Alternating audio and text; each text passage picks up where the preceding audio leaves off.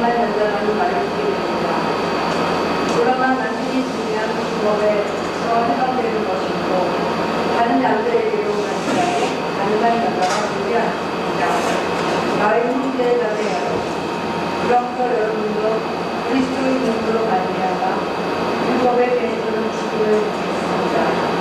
그래서 여러분은 다른 곧 죽은 사람들 가운데서 살아나신 그분에게 속하게 되었습니다. 그것은 우리가 하나님을 위하여 열매를 맺게 하기 위함입니다. 이전에 우리가 육신을 따라 살 때 율법으로 말미암아 일어나는 죄의 요점이 우리 몸의 지체 안에서 작용해서 죽음에 이르는 열매를 맺었습니다. 그러나 지금은 우리를 올가했던 것에 대하여 들어서 율법에서 틀려났습니다. 그래서 우리는 문자의 얼굴인 낡은 정신으로 하나님을 섬기지 않고 성령이 주시는 새 정신으로 하나님을 섬깁니다.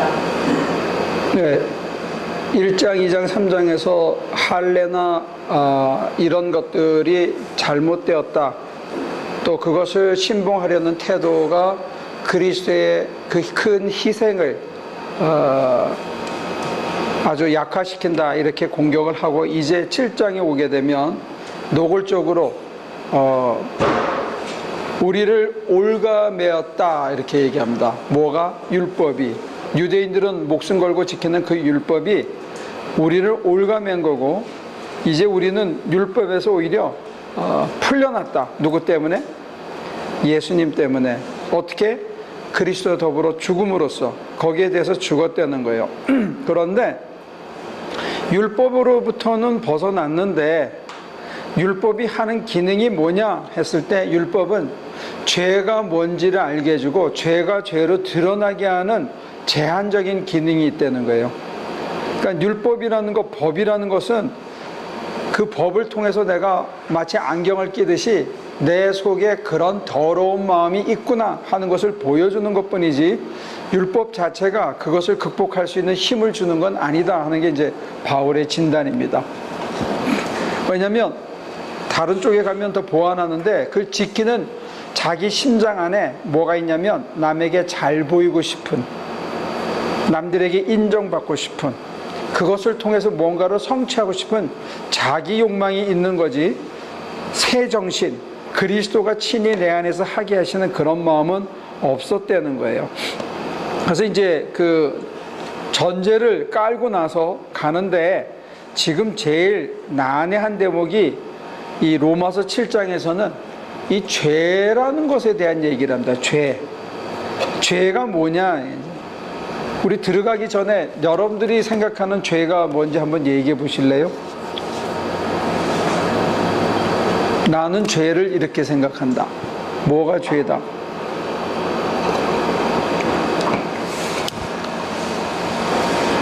바울 선생님이 생각하는 죄가 우리가 생각하는 죄하고 조금 다를 수 있습니다.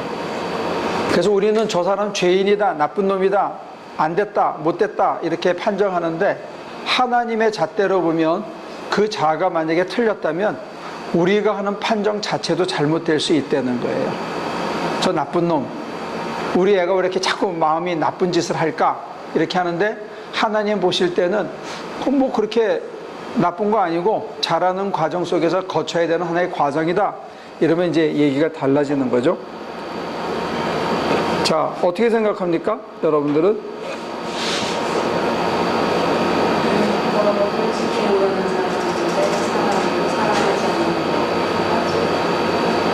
사람을 사랑하지 않는 게 죄다.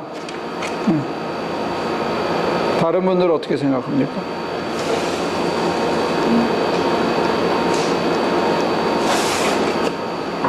사람을 사랑하지 않는 게 죄다.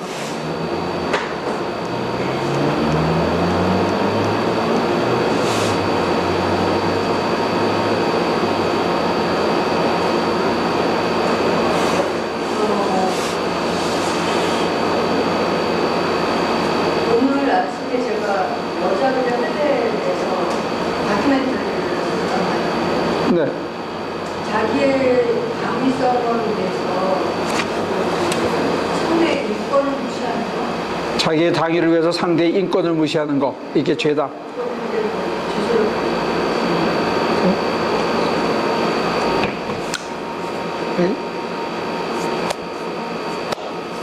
뭐가 죄다?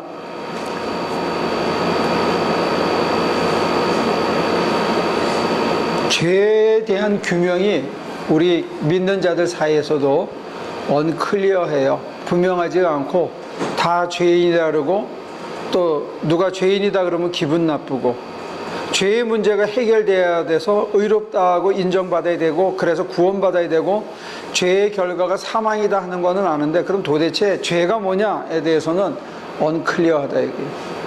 다 아는 것 같은데 말로 하려고 그러면 뭐가 죄지? 이것도 죄 같고 저것도 죄 같고 다 죄 같은데 제가 보기에는 하나님 우리들이 일상생활에 사회를 유지하기 위해서 규정하는 예. 규정들이 많잖아요. 네. 그게 이제 법적으로 그러면서 이야기를 하는데 예. 하나님이 하나님의 정의하는 죄는 그 인간 사회를 유지하기 위한 규범이 다 포함되고 그 시대에 따라 사회를 유지하기 위해서 규정을 쓰면 이거는 하면 안 된다 또 말 안 들으면 더 강하게 이렇게 하는데 거기에 의해서 하나님이 생각해서 제외되는 그런 사회 유지를 위한 규정이지 하나님에서 제외되는 그런 죄도 많이 있지 않겠느냐. 사회가 규정해서 사회를 유지하기 위해서 어떤 문화적인 가치나 관습이나 또는 우리가 공동된 이 정도 하면 남에게 피해를 주니까 그렇게 하지 마라 해서 이렇게 정해놓은 거 그게 꼭 하나님의 뜻에 합당하지 않을 수도 있는 거죠. 그러니까 그게 다 포함되는 게 근데 하나님 입장에서는 그게 제가 아닐 수도 시대에 따라 그런 거 아니에요. 그 중에 하나가 일부 다처제 같은 거예요. 노예제도 같은 것들. 지금 뭐 한국에서 제일 문제된 것 중에 하나가 축사노예가 있다며요. 정신으로 약간 부족한 사람을 가축 키우는 데다가 밥만 먹이고 때리고 월급도 안 주고 19년, 20년을 노예처럼 부려먹었다고 사회 문제가 되는데 옛날에는 그게 사회 문제가 아니었거든요. 예수님 당신만 하더라도 종이 많았거든요. 그러니까 그게 시대에 따라서 시대에 그게 없으면 사회 유지가 안 되니까 그래서 하는데 예를 들면 다처제 일부 다처제. 그것도 시대 배경을 보면은 저도 별로 나쁘다고 생각하지 않아요. 그러면 말 한마디 일부 다처제다 그럴 수가 없다. 안 맞죠. 안 맞는데 그 당시에는 미국의 동부하고 스페인하고 싸우면서 서구 개척하는 역사가 논논하니까 그때 영광에서 남자들 사람들 군대 보내가 많이 죽었대요. 그래 논논을 유지하기 위해서는 그때 일부 다처제 허용했다. 그 시대 배경 보면은 남자들 서구 학의 역사입니다. 그래가지고 많이 주고 이래가지고 총수하면서 한 인석을 하고 개척한 역사가 논논이거든요. 근데 그 당시에는 그게 어느 정도 가능하다. 지금은 안 되지만 그와 같이 노예제도도 미국에 노동력이 필요하니까 사고 파고 했는데 지금 보면은 아주 불가합니다. 그래서 그거는 시의 사회에 따라서 변하는 거고 하나님이 하는 것 진리랄까 의에는 왜 제가 될 수 그건 한 시대가 허락한 것들이 시대가 지나면 그 말도 안 되는 나쁜 짓이고 죄라고 판결하기 쉬운 거죠. 그리고 한 시대는 죄라고 규정했는데 시간이 지나고 나니까 뭐 그게 당연시 되는 거. 예를 들면 개인주의, 사유재산 이건 나쁜 걸로 인정받았는데 이제는 당연시 되고 있거든요. 그러니까 지금 이 죄라는 것도 그런 의미에서는 흐르고 있는 겁니다. 죄에 대한 규정 자체가 흐르고 있는데 성경이 얘기하는 죄는 도대체 뭐냐 이거예요. 그래서 우리 8절 한번 7절 8절을 다시 볼게요. 그러면 우리가 무엇이라고 말을 율법이 그 율법은 죄가 아닙니다. 그러면 뭐예요? 그럴 수 없습니다. 그러나 율법을 지켜보지 않았다면 나는 죄가 무엇인지 알지 못하였을 것입니다. 율법에 탐내지 말아라 하지 않았습니다. 그러니까 율법이 하는 기능은 죄가 뭔지 죄를 알려주고 죄가 드러나게 해주는 게 율법의 기능이었지 죄 자체를 극복하거나 해결해 주는 것은 아니라는 거예요. 법을 준수한다고 해서 그 문제가 해결되는 건 아니에요. 법을 아무리 지켜도 속에서 진짜 내가 인간이 변한 게 아니고 껍데기만 준수하는 거라면 내가 변하지는 않죠. 인간이 의로워지는 게 아니고 그냥 의로운 행동을 하면서 의를 지켜가는 것뿐이지 의로운 인간으로 변화된 건 아니라는 겁니다. 이게 이제 율법의 한계요 모순이죠. 그러니까 율법 신봉자들이 많은데 지금도 성경 말씀이 이렇게 했다, 그래서 그 말씀대로 해야 된다 하는 율법 신봉자들이 있는데 그렇다고 해서 그 사람들의 인간의 속까지 변하느냐? 그건 아니라는 거예요. 그러면 죄라는 것은 껍데기에 있는 게 아니라 속에 있다 하는 게 이제 로마서의 얘기죠. 자, 그러면 8절을 보면 그러나 죄는 이 계명을 통하여 힘을 타서 내 속에서 온갖 탐욕을 일으켰습니다. 율법이 없으면 죄는 죽은 것입니다. 전에는 율법이 없어서 내가 살아있었는데 계명이 들어오니까 죄는 살아나고 나는 죽었습니다. 예, 잠깐만요. 거기서 보면 죄는 계명을 통하여 틈을 타서 내 속에서 온갖 탐욕을 일으켰습니다. 그럼 내가 있고 죄가 따로 있는 겁니다. 마치 죄가 별개의 어떤 생명체인 것처럼 인격체인 것처럼 로마서는 그리고 있어요. 죄가 내 속에 쑥 끼어들어서 내게 탐욕을 일으키고, 율법이 없으면 죄는 죽은 거나 마찬가지인데 율법은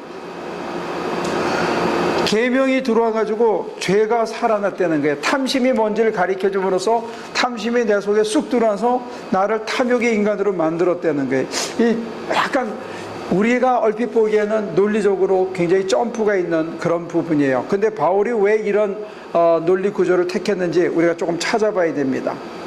계명이 들어와서 죄는 살아나고 나는 죽었다는 거예요. 그러니까 지금 율법을 공격하기 위해서 율법이 한 역할이 뭐냐면 죄가 죄로 드러나게 하고 죄가 살아나게 해주는 역할밖에 못했다는 거예요. 죄를 극복시켜주는 못하고. 탐욕을 하지 마라, 내 이웃을 거짓말하지 마라, 거짓 증거하지 마라, 탐내지 마라 하는 걸 몰랐으면 천둥벌거숭이처럼 하나님이 주신 양심을 따라서 잘 살았을 텐데 그거 하지 말라니까 안 하려고 하는데 내 속에서는 하고 싶은 욕망이, 거스리고 싶은 욕망이, 그거 홀가닥 넘어가고 싶은 유혹이 있다는 거예요. 그러니까 담을 쳐놓으면 담을 뛰어넘고 싶잖아요. 여학생들은 담을 안 뛰어넘어봤죠. 박 집사님은 담 넘어봤어요?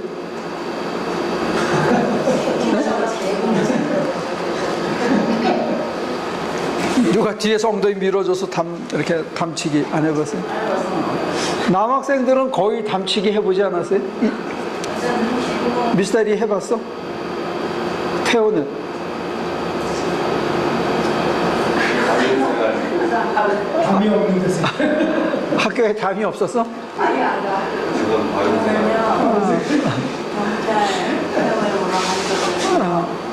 그래서 엑서사이즈를 하는 길을 가서 했는데 낮은 스테이지가 진짜 나오라 그러는데 못 나오겠더라고요. 어떤 사람들은 담은 키가 작아서 못 넘으면 개구녕이라도. 개구녕 넘어봤어, 장순이는? 근데 왜 개구녕 넘고 담을 넘냐 이거예요. 이 사람 얘기는 담이 없었으면 다 문이면 굳이 그거 안 넘었다는 논리하고 마찬가지예요. 담이 없었으면 넘을 생각들을 안 했을 거라는 거죠. 담이 있음을 통해서 우리 마음속에는 담을 넘고 싶은 탐심이 있다는 것을 보여줬다는 게 이 논리 구조가 그겁니다. 이해가 됩니까? 담이 없이 다 그냥 가면 아무데나 가면 돼, 이거. 그러니까 예를 들어서 우리 교회를 보면 지금 들어오는 입구가 셋이잖아요. 근데 맨 저쪽 걸 막아놓으면 사람들이 굳이 글로 들어오려고 할 사람이 있을지 몰라. 그리고 불평할 거야. 저게 제일 편한데 이 두 개나 열려 있는데 그건 생각 안 하고 왜 목사님이 저걸 막아놨는지 모르겠다고. 일로 들어와도 괜찮은데 굳이 막아놓으면 글로 더 들어오고 싶은 거지.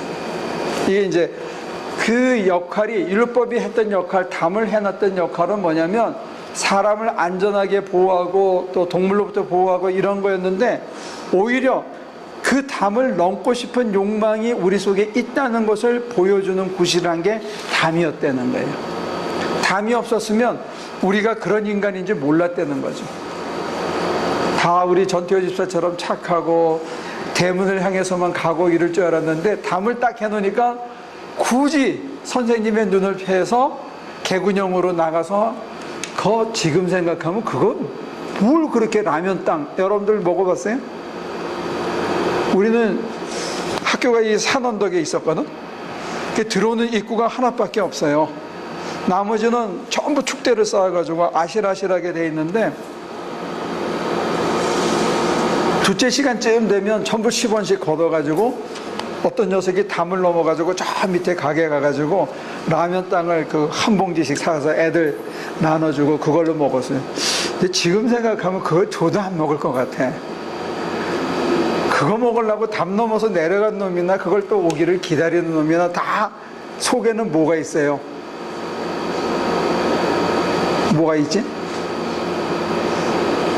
공부하기 싫다. 공부하기 싫다는 마음이 있는데 공부하기 싫다는 마음이 안 보이잖아요, 저 속에. 근데 뭘로 알아요? 선생님 몰래 라면 딱 먹으면서 이게 드러나는 거예요. 이해가 됩니까? 율법의 기능이 그런 거라는 게 잘 감추고 얌전한 척하고 다 의로운 척하고 사는데 그게 어떻게 드러나느냐?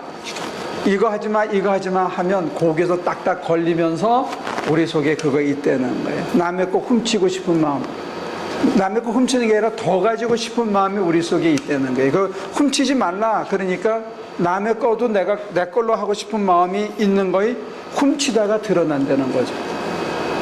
그래서 율법의 기능이라는 게 뭐냐면 내 속에 선하지 못한 인텐션이, 의도가, 욕망이, 더 가지고 싶은 욕망이 이것만으로도 족한데 그것에 만족하지 않는 게 있다는 것을 보여주는 역할을 하는 게 율법의 기능이었다는 거예요. 그러니까 예를 들면 우리 교회에서 나쁜 사람은 저렇게 라면 팔 때 안 사는 사람 나쁜 사람이고 멕시코 선교 가는데 안 따라가는 사람이 나쁜 사람이라고. 다른 교회에서는 그렇지 않은데. 그러니까 어느 그 교회 파토스가 형성되면 그 흐름에 따르지 않으면 이게 조금 열등한 사람이나 나쁜 사람으로 취급받는 거예요. 이해가 됩니까?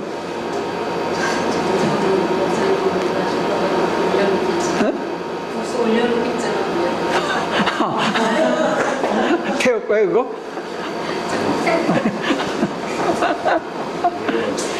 그러니까 다른 교회에서는 전혀 그게 문제가 안 되는데 멕시코에 누가 집적으로 안 가잖아요. 안 간다고 해서 그게 잘못된 게 아니라 이게요. 그 잣대가 지워지지 않으면. 근데 우리 교회에서는 그 잣대가 지워지니까 요리 빼고 조리 빼고 안 가는 사람은 아이 웬만하면 가지. 그 뭐 가서 죽는 것도 아닌데 이렇게 프레셔가 갈 수 있는 거예요. 그 잣대가 있다는 것 자체가. 다른 교회에서는 다 이번에 차 바꿨어?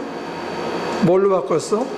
벤츠 뽑았어. 그래서 벤츠 넘버로 이게 요즘 살만하구나 이게 보이는 잣대가 만약에 형성된 교회가 있다면 딱 들어올 때 무슨 차 타고 들어오느냐가 그 사람의 현 지위나 경제 상태나 영적 상태를 판가름하는 잣대로도 쓰일 수 있다는 거예요. 그러니까 어떤 잣대가 주어지느냐 이게 굉장히 중요한 겁니다. 됐습니까? 그러니까 바울이 지금 공격하는 거는 율법 지키려고 그렇게 기쓰는 사람들에게 공격하는 거예요. 너네 율법 지키려고 기쓰지 율법이라는 거는 그거 아니야. 율법이라고 하는 게 역할은 그거 아니야. 이렇게 이제 공격하는 거예요. 됐습니까? 예. 저는 그러니까 목사님이 죄가 뭐냐 그러셨을 때 죄는 하나님이 자꾸 이제 저한테 구애를 하시고 사랑을 하기를 원하시고 이런 제가 자꾸 거부하는 거, 그분하고 사랑하는 걸 거부하는 거 이게 이제 죄라고 생각을 해요. 그러면 이런 율법이나 이런 탐심이나 이런 거는 사실 하나님하고 하나 되기 위해서 필요가 없다는 건가요? 그러기 위해 그러는 데는. 그러니까 그러니까 그거는 이제 8장에 나오는 정답을 지금 미리 얘기한 거나 마찬가지인데 8장에 가면 바울은 죄가 뭐냐 했을 때 우리 안에 우리 육신적인 생각 안에 육신적인 삶의 가치 속에 하나님을 향해서 저항하는 마음이 있다는 거예요. 그걸 죄로 봤습니다. 그러니까 하나님은 사랑하자 그러는데 내가 밀어쳐. 하나님은 나를 이뻐하셔서 나랑 같이 있고 싶은데 내가 밀어쳐. 이걸 죄로 봤다는 거예요. 합의를 이루는데 율법이랑 뭐라 이런 건 아무 네. 율법은 뭘 하냐면 내 속에 그것을 거부하고 저항하는 무엇인가가 있다는 것을 간접적으로 보여주는 시험지 같은 역할을 한다는 거예요. 네가 그렇지 못하다는 것을. 그러니까 율법이나 세속적인 가치에서 우리가 제일 넘어가기 힘든 게 자기 포기, 그 다음에 십자가, 남을 위한 희생, 그리고 죽음. 이걸 지나야 합일이 이루어진다고 치잖아요. 그러니까 하나님과 하나 되기 위해서는 내 생각을 포기하고 하나님께 위임하고 하나님께 투신해야 된다면 내 생각과 내 기호를 내려놓고 심지어는 하나님께서 남을 위해서 희생하는 자리까지 끌고 가고 해서 십자가에서 죽기를 원해. 그걸 지난 다음에 하나님의 손에 붙들린다 이거예요. 그래야 합일이 이루어지는데 그 하나하나의 과정이 다 싫어. 그런데 그 과정은 어떤 조항을 지킨다고 해서 선한 일을 한다고 해서 주어지는 건 아니라는 거예요. 네, 제가 그 C.S. 루이스의 네 가지 사랑을 보니까 그 에로스를 하나님의 사랑이 거의 좀 비슷한 모형이다 얘기를 하면서, 그러니까 목사님이 출신이다 합일이다 그러면 굉장히 이제 어렵고 이렇게 이제 무거워지는데, 사람이 남녀가 눈이 맞아가지고 이제 확 돌아버리는 순간이 누구나 다 있다는 거예요. 그때는 죽어도 좋고 뭐 내 거 가져도 좋고 이래는 뭐가 안에는 다 가지고 있다는 거죠. 그러니까 그걸 그렇게 어렵게만 이렇게 이해를 안 시켜도 사람들이 알 수 있는, 아 그게 그거야 이렇게 알 수 있을. 내가 투신이니 위임이니 자기 포기니 이런 어려운 단어 추상명사를 쓰는 이유는 내가 지금 설명해주면 불투만이라는 신학자가 쓴 단어예요. 그 사람은 우리가 실존주의 신학자라 그래서 보수 진영에서는 그분을 자유주의 신학자라고 비판을 해요.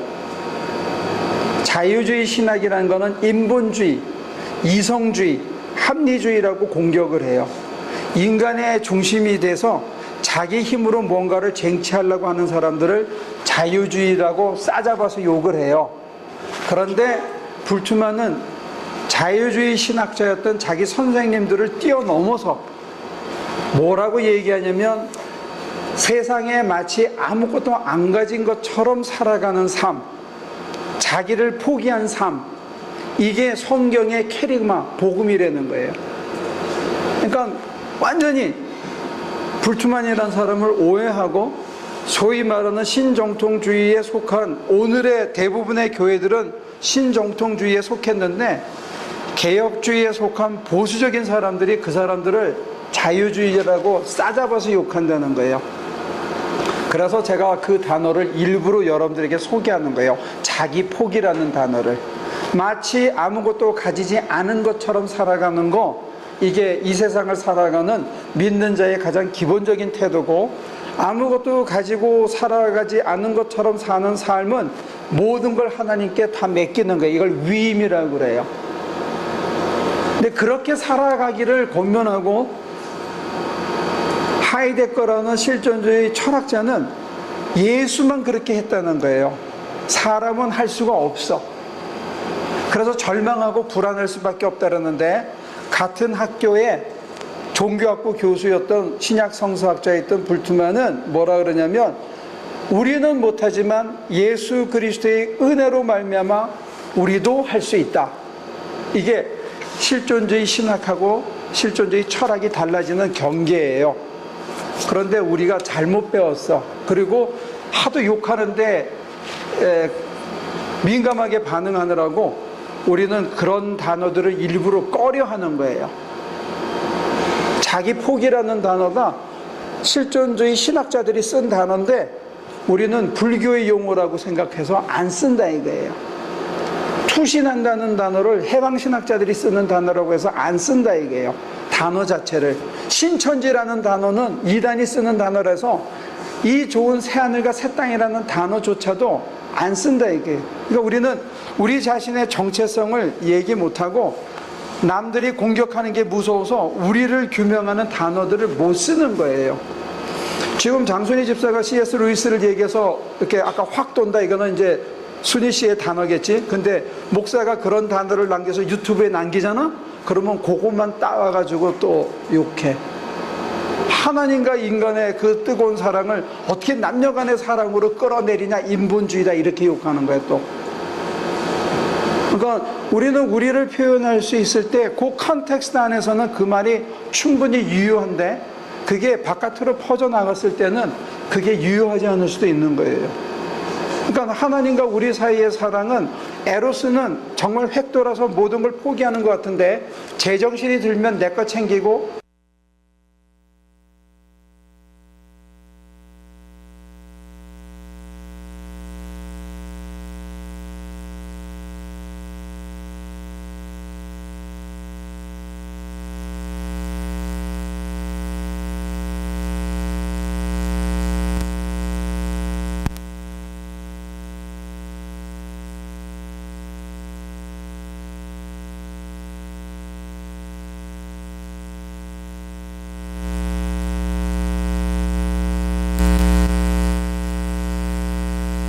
지나면 또 제정신이 확 들어와가지고 언제 뭐 되나, 언제 뭐 하나, 언제 뭐 이루어주시나 이 생각으로 또 우리가 돌아가는 거죠. 네, 제가 느낀 것은 보통은 하나님하고 인간하고 사랑을 부모랑 자식 간의 사랑으로 생각을 하잖아요. 그것도 문화적으로 이제는 안 맞아. 그러니까 하나님은 계속 주시는 분이고 우리는 그냥 은혜만 사모하고 거기다 받는 분인데 포틸리라는 그 사람은 하나님이 그렇게 사랑하는데 왜 인간이 하나님 사랑하는 만큼 왜 내가 사랑을 못하냐는 거 아니에요. 같이 사랑을 하자는 거잖아요. 근데 그거를 내가 하려 그러면 안 된다는 게 이제 바울의 얘기고, 더 나가면 실존주의 신학자들의 얘기인데, 다른 쪽에서는 실존주의 신학자들이 내가 하려고 그런다라고 싸잡아서 욕을 한다는 거예요. 지금 나는 그거를 먼저 설명해 주는 거예요. 실존주의 신학자들은 내 힘으로 안 되더라는 거예요. 그럼 누가 해야 되느냐? 내가 절망하고 모든 걸 포기하고 넋놓고 있을 때 신비하게 쳐들어오더라는 게 하나님이. 신비하게 오시는데 오시지 못하도록 저항하는 거. 오실까봐 미리 서둘러서 내가 그분이 오시면 내 인생이 쪽박을 차고 개고생을 할 거라는 막연한 두려움 때문에 내가 손양원 목사님처럼 살아야 돼? 내가 이용도 목사님처럼 저렇게 남 다 주고 자기는 옷 한 벌 없이 살아야 되는 그게 싫으니까 그분이 오시기를 미리 서둘러 거부하는 거예요. 이게 죄라는 거예요. 은혜 받을까봐 미리 거부하는 거, 이게 죄라는 겁니다. 우리 속에 그게 있다는 게 바울의 지금 지적은. 그러면 대답은 뭐냐? 5장으로 거슬러 올라가면 그리스도와 함께 십자가에 못 박혀 죽음으로 그리스도와 함께 산다는데 우리는 죽는 거는 안 하려고 그래. 미리 그걸 죽여야 되는 거예요. 근데 지금 이제 장 집사가 얘기한 거는 사랑에 눈멀면 내가 그 속에서 저절로 포기되어지는 거지. 근데 지금 오늘날에는 부모 자식지간에도 이해타산하고 자식이 장가가고 시집가서 애 낳으면 유산 물려줬다가 쪽박차고 양로원으로 가는 이 유비가 있기 때문에 현실에서 하나님과 우리 사랑을 설명해내면은 유비가 너무 드물어졌어요. 부모 자식지간에도 이 관계가 깨졌고 사랑하는 연인들 사이에서도 키를 몇 개 갖고 오느냐, 뭐 이런 걸 먼저 생각하는 사회 풍토가 됨으로 인해서 우리한테는 하나님과 우리 관계를 적절히 설명할 수 있는 유비가 없어져 버린 거예요. 비유할 게 없어졌어. 그래도 남녀가 제일 낫지 않나요? 아직도 우리 수지가 40대 초반이라서 뜨거워서 그런 거예요.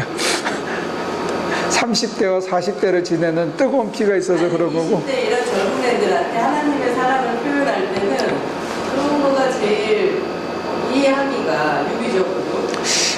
차라리 포켓몬인가 요즘? 애들이 그거 보느라고 정신이 없어가지고 뭐 차에도 받치고 뭐 하면서 이것만 따라간대.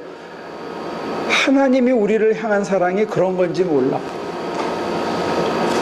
포켓몬에 빠진 일방적 사랑, one side love가 하나님이 우리를 향한 사랑인지 모르고 예수가 돌에 맞을 각오를 하고 나자로를 살리기 위해서 베다니로 가는 장면하고 유사할지 몰라요. 지금은 어떻게 유비가 참 힘들어.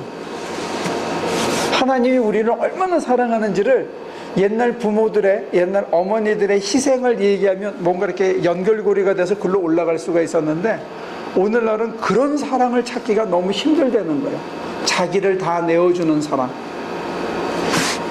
근데 여기서는 뭐가 죄냐 했을 때 하나님이 우리에게 자기를 다 내어주는데 그거를 미리 그 순간에도 더 주실까봐 계속 브레이크를 걸고 가로막는 것, 이게 죄라는 거예요. 우리 속에 그런 게 있다는 거예요. 이거 굉장히 통렬한 통찰입니다. 한번 여러분들 살펴보세요. 내 속에 하나님이 그거 주실까봐 저항하는 마음이 있는지, 은혜 주실까봐 저항하는 마음이 없어요? 은혜 팍 줘가지고 눈이 확 멀어가지고 모든 걸 포기하면 그 다음에 어떻게 돼? 주여 내가 여기 있사니 나를 보내소서, 이렇게 될까봐 미리 안 하는 거야. 변호사 때려칠까봐 미리 못 받고 간호사 때려치고 어디 저 아프리카 오지에 가가지고 헌신할까봐 여기가 좋사오니 은혜 주지 마시옵소서, 이 정도면 족합니다. 더 이상도 지금이 딱 좋습니다. 이렇게 안 그래? 그러니까 여러분들이 제가 말씀을 전할 때 들으면서 이만큼 기쁘지만 이만큼 불편한 것도 있죠? 없나? 제가 말씀 전할 때 여러분들이 설교를 들으면서 아, 오늘도 또 내가 저 말을 들으러 또 왔던가, 이런 불편한 게 없어요? 아니 뭐 그런 오지로 가고 이런 거 말고도 그냥 막 그런 옛날 생각이 안 나서 이혼 사람하고 관계가 이렇게 회복되고 뭐 이런 것도 그 하나님의 사랑 때문에 내가 이제 이렇게 될 수 있는 좋은 점 아닌가요? 좋은 점인데 그 좋은 것을 감사함으로 받아들이기 전에 어떤 과정이 먼저 오냐면 비굴해지고 자기가 비참해지고 자기의 그 내가 맞는데 제가 틀렸는데 하는 것을 그거를 내려놔야 되고, 분하고 억울하고 이 모든 감정의 찌꺼리들을 내려놓는 그것들이 먼저 있고 눈이 획 돌아야 되는데 그게 쉽게 사라지지 않는다는 거예요. 그걸 붙들고 있는 어떤 욕망이 있는데 그것 때문에 하나님을 항거하는 죄가 내 속에 나를 지배하더라는 거예요. 근데 바울이 사람을 엄청 잘 살핀 거예요. 그 사람이랑 화해하면 좋지, 그지? 근데 분하지 않아? 내가 맞는데 하는 마음이 없냐 이거예요. 제가 지난번에도 그러더니 또 그러네 이런 마음이 없냐 이거죠. 그냥 저절로 받아들여져. 그러니까 하나님의 그거를 체험을 하면은 그게 쉬워지지 않나요? 어유, 당연히 그런데 그 은혜가 채워지기 전에 우리 안에 모든 것을 믿고 맡기는 하나님이 하시도록 하는 그 뼈아픈 내려놓음의 과정이 있다는 거예요. 그 실체를 도외시하지 말라는 거죠. 그리고 그 다음에 뭐냐면 은혜가 온 다음에 확 되는데 그 다음에 주저하는 게 생기고, 나만 이 짓을 계속 해야 되냐 하는 것도 생기고, 왜 나는 이렇게 하는데 쟤는 안 저러지 하는 계산과 불평이 또 계속 따라와서 우리의 힘을 빼는 수가 있다는 거예요. 신앙은 굉장히 실제적인 투쟁이거든요. 그런 면에서 은혜만 받으면 저절로 획 바뀌는 게 아니라는 거예요. 그랬으면 얼마나 좋겠어.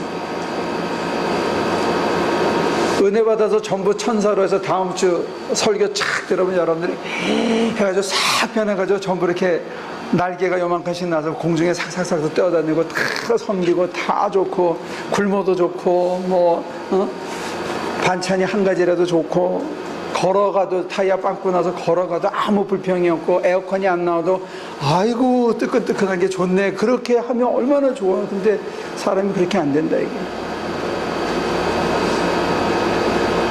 저항 때문에. 근데 그 저항이 외적인 저항이나 삶의 조건이 모자르기 때문이 아니라 바울은 우리 속에 하나님을 항거하는 마음에서부터 그게 시작되었다는 거예요. 하나님께서 계획을 주시고 시간표를 주시고 이끌어 가시는데 그거를 거부하는 것 때문에 불평이 생기고 불만이 생기고 억울한 게 느껴지고 저 사람이 미워지고 하는 그 모든 탐욕의 시작이 내와 하나님 관계에서 내가 하나님을 저항하는 게 있다라는 거예요. 이게 이제 바울의 통찰입니다. 하나님이 싫은 거야, 한마디로. 내 인생 간섭하지 말라 이게.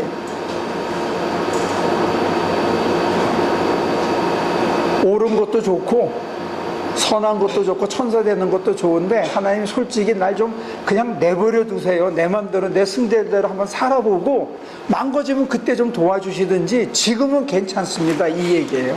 우리 속에.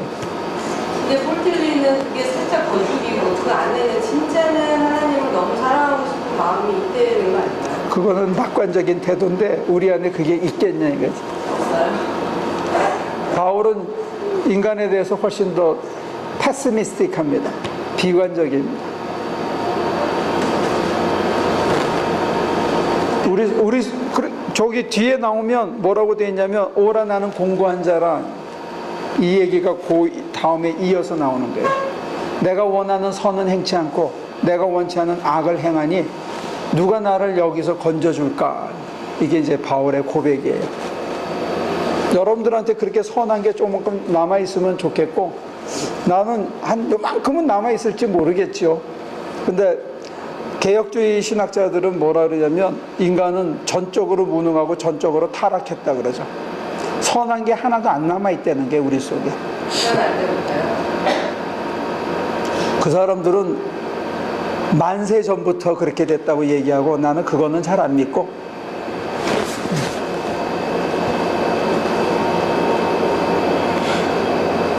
여러분들이 애들을 너무 이뻐해서 과잉보호하는 것부터가 애들을 그렇게 키우는 요소도 있죠. 지나치게 투자를 너무 많이 하신 거예요.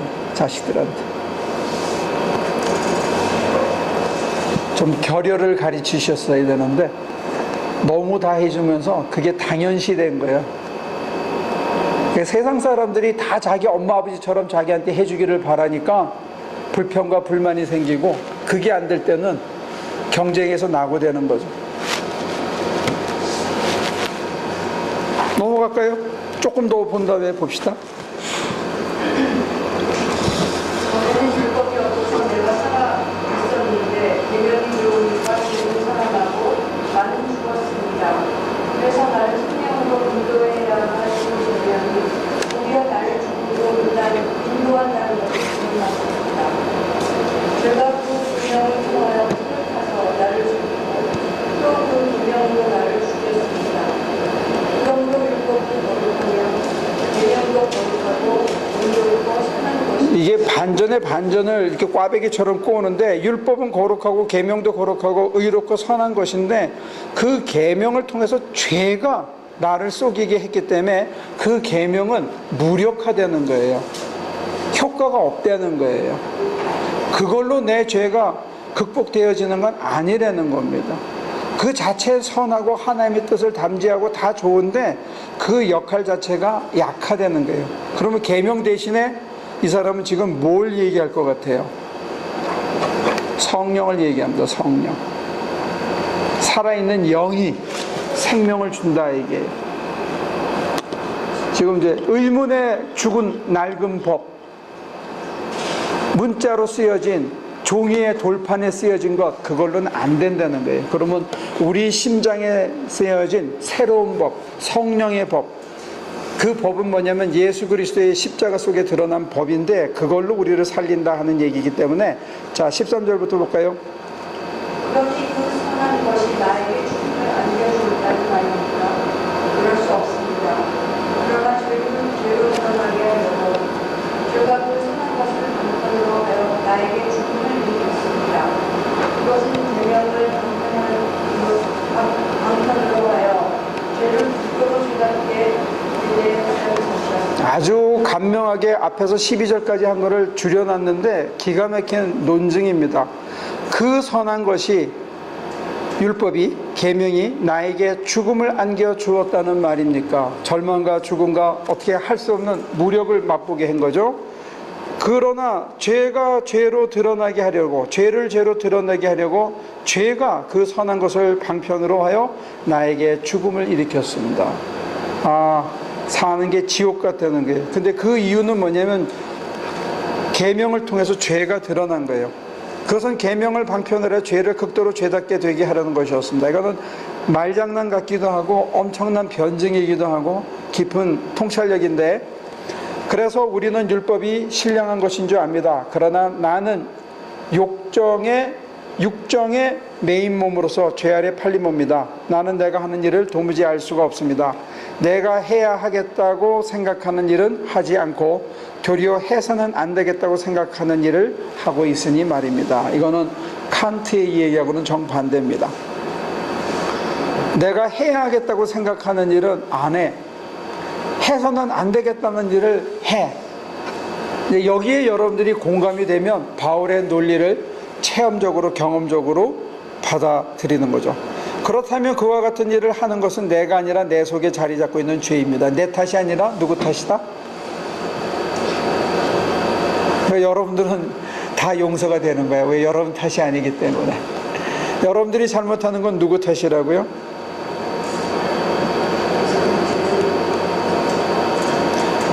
나는 내 속에 곧 내 육신 속에 선한 것이 깃들여 있지 않다는 것을 압니다. 나는 선을 행하려는 의지는 있으나 마음은 원인데 그것을 실행하지 않으니 말입니다. 나는 내가 원하는 선한 일은 하지 않고 도리어 원하지 않는 악한 일을 합니다.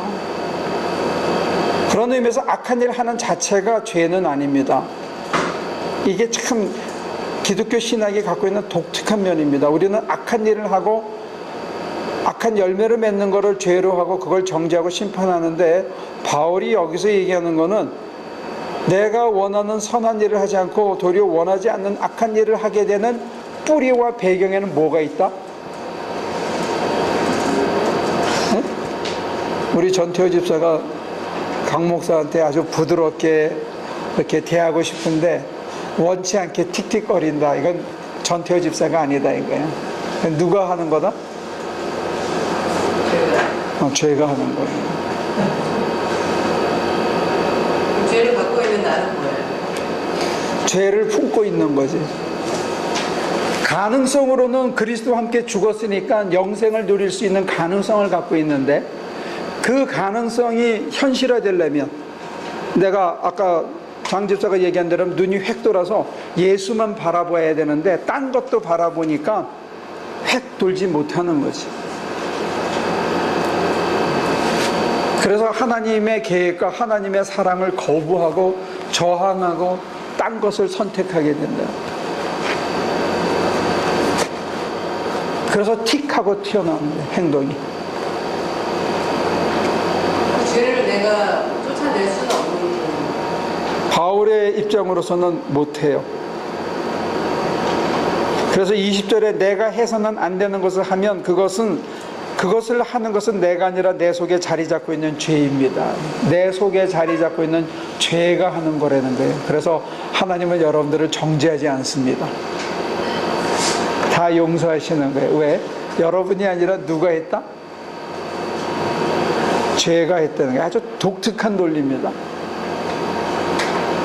아주 깊은 깨달음이고, 여기서 나는 하나의 법칙을 발견하였습니다. 곧 나는 선을 행하려고 하는데 그러한 나에게 악이 붙어 있다는 것입니다. 나는 속사람으로는 하나님의 법을 즐거워하나 내 지체에는 다른 법이 있어서 내 마음의 법과 맞서서 싸우며 내 지체 있는 죄의 법에 나를 포로로 만드는 것을 봅니다. 아, 나는 비참한 사람입니다. 누가 이 죽음의 몸에서 나를 건져 주겠습니까? 이 탄식이 자기 포기요, 자기 죽음입니다. 역설적으로 이렇게 하지 않는 게 죄가 비롯됩니다. 죄를 방치하는 게 된다는 거예요. 이 비참함을 통찰하고 이것의 통로가 하나님밖에 없음을 구로하며 탄식하고 나서 내가 아니라 성령이 내 안에서 나를 위해서 탄식했다는 것을 내가 깨닫고 수용해 주는 것, 이게 죄를 극복하는 길이라는 거예요. 죄의 극복의 길이 우리 성소의 길, 바울이 얘기하는 길하고 일반 사람들이 생각하는 자기 성찰과 자기 훈련의 길하고는 많이 달라요.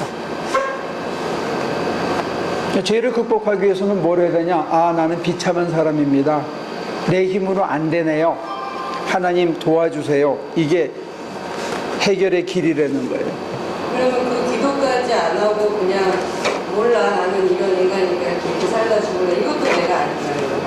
죄랑 같은 맥락이에요. 그렇죠. 그로 인해서 죄가 사망으로 우리를 이끌어 간다는 거죠. 근데 그걸 자세히 들여다보면 에이, 나는 할래. 그러면 내가 결정한 거 되잖아요.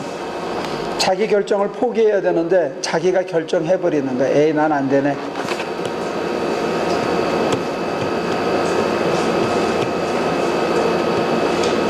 난 안 되네. 난 틀렸어. 거기서부터 죄는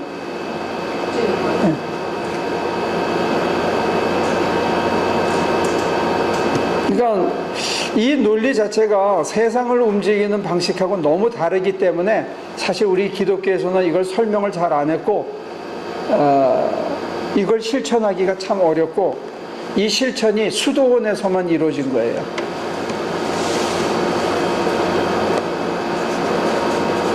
게다가 60년대 이후에 한국교회는 자기 포기 대신에 자기 성취를 가리켰잖아요. 게다가 우리 한국 사람들에게는 군자의 도는, 수양은 자기가 마치 하는 것처럼 오해를 했거든요. 하늘을 두려워하는 거경과 하늘이 나를 다듬어 주시는 수신을 내가 하는 수신으로 우리는 생각했던 문화적인 토양이 있어요. 유교적인 토양이. 그렇기 때문에 이 자기 포기라는 거는 불교에서나 하는 그 극단적인 수행 방법으로 그거 잘못됐다고 그렇게 얘기를 많이 했죠. 지나친 금식도 지나친 금욕도 이건 잘못된 거다. 기독교는 금욕주의가 아니다. 뭐 이렇게 쳤죠. 근데 그러므로 인해서 지금 여기서 얘기하는 이거 굉장히 중요한 덕목인데 그게 뭐냐면 아, 나는 공관자입니다. 내가 원하는 선은 행치 않고 내가 원치 않은 내가 왜 이거를 내가 하고 있나요? 하나님. 이게 이제 어떤 면에서는 바울이 제시하는 해결책입니다. 누가 이 죽음의 사망의 골짜기에서 나를 건져주겠습니까? 누가? 하나님밖에 없다는 것을 수용하는 거죠. 근데 이게 오늘날의 신앙인들에게는 자존심이 상하는 일입니다. 하나님밖에 없다라는 걸 인정하고 내 상황이 그렇게 절박하고 하나님 외에는 안 된다 하는 것을 수용하는 것 자체를 현대 신앙인들은 자존심 상해한다는 거예요. 제가 신앙을 가졌을 때만 해도 교회가 제일 강조했던 게 회개예요. 회개. 내 무력을 강조했어요. 내가 할 수 있는 게 없다는 걸. 근데 30년이 지난 다음에 35년 40년이 지난 다음에 오늘날의 교회는 내 성취, 내 성공, 내 축복을 강조하는 쪽으로 흘러왔기 때문에 여러분들이 지난 몇 년 동안 아무리 하나교회에서 많은 걸 들었어도 이 분위기 자체가 한인이민교회나 교회 전체의 분위기 자체가 아, 나는 비참한 사람입니다. 내가 정말 무력합니다. 내가 할 수 있는 게 아무것도 없네요. 내가 원하는 선을 못하고 원치 않는 악만 저지르고 있네요. 하나님 날 도와주세요. 이 기도가 우리한테는 어필을 잘 안 한다 이게. 여러분들 이 기도가 쉽습니까? 이 기도가 쉬워요. 하나님 지금 내가 이 문제가 있는데 요거 좀 어떻게 해결해 주세요. 하는 게 쉬워요. 네? 이 문제도 급하고 막 이 사람 저 사람 얘기하는 거 다 급한데 지금 그거는 잠시 하나님 내 속에 자꾸 하나님 의지하지 않는 마음이 생겨요. 날 도와주세요 하는 기도가 먼저 생겨요. 그러니까 우리 하나 교인들도 그런데 이게 쉽겠냐 이거예요. 하나님 요렇게 해주시고 저렇게 해주시고 요거 응답해 주시고 저거 응답해 주세요 하는 기도가 쉬워요? 아니면 그거 다 버리고 하나님에게만 내 마음 다 쏟게 하고 싶은데 안 돼요 하나님 이거 먼저 해결해 주세요 하는 기도가 쉽냐고요.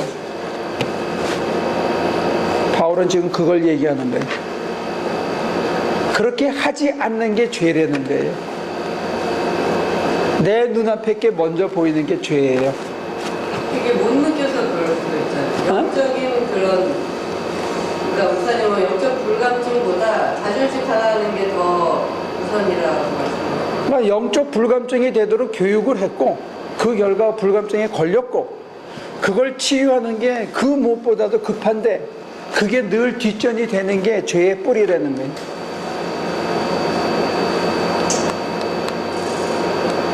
그러니까 여러분들이 그게 안타까워져야 된다는 거예요. 하나님께 내 마음이 다 드려지지가 않네요. 내가 이거 정말 하나님 뜻을 따르고 싶은데 끝까지 내 속에서 저항하고 있네요 하는 게 보여야 되는데 그게 잘 안 보인다 이거예요. 하나님보다 내가 먼저라는 게 보여야 된다는 거예요. 내 자식 문제가 눈에 먼저 들어오고 내 앞길에 대한 염려가 먼저 들어오고 나 편한 게 먼저 들어오는 이 모습, 하나님 내가 도저히 어떻게 할 수가 없네요 이게 들어와야 되는데 이거 해결해 주세요 이거 해결해 주세요 이거 해결해 주세요가 우리는 먼저라. 그게 죄가 아니라는 거예요. 우리가 해결하고 싶은 게 죄도 아니고 의도 아니고 그건 부차적인 쓰레기들인데 우리는 그게 더 급하게 보인다는 거예요. 뭐가 먼저냐? 하나님 내 속에 선한 게 없어요. 하나님이 나를 거룩하게 하고 싶어 하는데 난 그게 절박하지 않아요. 이게 먼저라는 거예요.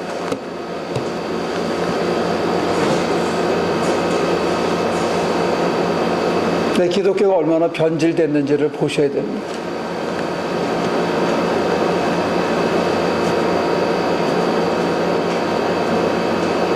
그게 얼마나 절박한 문제인지가 다가와야 된다는 거예요. 내 안에 하나님보다 딴 게 먼저 보이는 게 죄라는 거예요. 그래서 하나님이 내게 지금 이 순간 하고자 하는 것을 거부할 수밖에 없어. 내 눈앞에 이게 먼저 보이고 내 감정에 이게 먼저. 근데 그게 다 육정의 매인 거라는 거죠. 율법은, 교회의 가르침은 내가 그렇다 하는 것만 보여주는 거예요. 옛날에 감리교 운동은 이렇게 넓게 많이 앉은 게 아니고 가정에서 막 기도한 다음에 내가 이런 죄를 지었습니다. 그러면 식구들이 막 기도해줘. 또 나는 이런 잘못을 범했습니다. 막 기도해줘. 그래서 서포트를 받는 것 같고 그 죄의 문제가 해결된 것 같아. 그리고 하나님을 어떻게 하면 더 사랑할까? 내가 하나님 때문에 다른 사람을 위해서 얼마나 희생하면 좋을까? 이게 완전 성화에 대한 열망이 있었어. 감리교인들한테. 하나님의 형상을 회복하는 완전 거룩에 대한 열정이 있었던 거예요. 그것 때문에 다른 걸 다 극복할 수가 있었는데 그 열기가 식고 이제 껍데기 제도만 남은 게 우리 감리교가 된 거예요. 그러니까 지금 웨슬리처럼 그런 카리스마를 가지고 여러분들에게 얘기를 못하니까 저는 여러분들에게 자기 포기라든지 위임이라든지 투신이라는 이런 추상명사와 더불어 바울은 지금 무슨 얘기를 한다고 내가 여러분들에게 소개하냐면 하나님 내 속에 선한 게 없어요. 하나님의 사랑을 거부하고 있어요. 하면 자기 성찰을 하려는 거예요. 하나님께서 당신의 형상으로 우리를 거룩하게, 거룩한 인간으로 변화시켜주고 싶은데 내 속에는 자꾸 딴 마음이 생긴다는 거예요.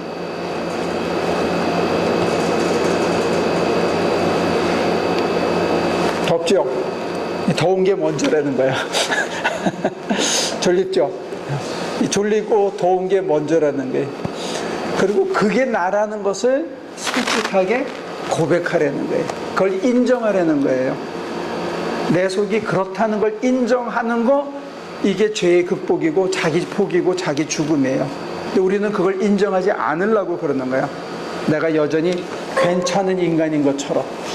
오케이, 오늘 여기까지 하죠. 다음 주에 이어서. 다음 주에는 성경 공부를 한 주 쉬고 회의를 해야 되니까 아마 이 7장과 8장이 같이 가면 하나님의 계획과 하나님께서 어떻게 이걸 극복하시는지가 보일지 모릅니다. 마칠게요. 하나님, 이 무더위 속에 가장 넘기 힘든 로마서 7장을 저희들이 묵상했습니다. 그 위대한 사도 바울도 자기가 원하는 선은 행치 못하고 원치 않는 것을 택하고 있는 자기 모습을 고백하며 그것을 건져줄 도움이 오직 예수 그리스도밖에 없다는 것, 그가 저의 심장에 살아서 저의 눈을 뜨게 하고 새로운 피조물이 될 때 매일매일의 삶이 받아들일 만한 귀하고 값진 삶이었다는 것 우리들에게 가르쳐주고 증거합니다. 우리도 그것을 받아들이고 우리 후배들에게, 후손들에게 증거하고 열매로 보여줄 수 있는 사람들 되게 하여 주시옵소서. 감사하고 예수님의 이름으로 기도합니다.